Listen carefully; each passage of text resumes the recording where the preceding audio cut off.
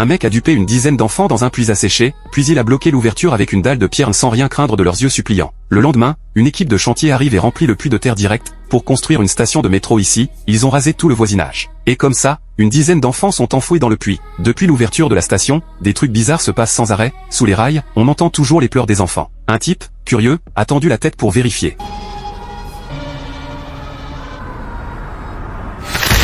Après l'accident, la station a installé des caméras sans angle mort. Un gardien, en service, voit un mec marcher en titubant sur les rails. Le train arrive dans 2 secondes. Le gardien se dépêche de courir pour le sauver.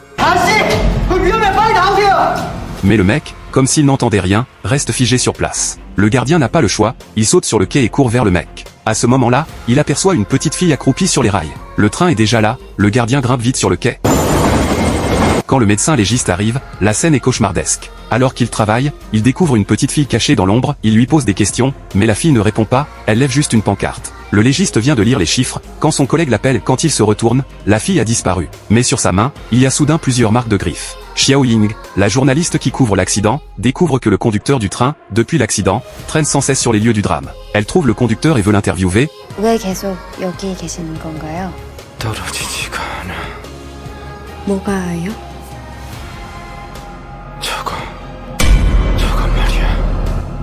Mais elle ne voit rien, sauf que les mains et le cou du conducteur sont couverts de marques de griffes. Elle est sur le point de demander ce qu'il se passe avec ses blessures, mais le conducteur se lève et part. L'après-midi même, son patron court vers Xiao Ying pour la réprimander. 그게 몇 시인데? 한 10시 정도인데 왜 그러시죠? 그 시간엔 기관사가 이미 죽었을 때라는데.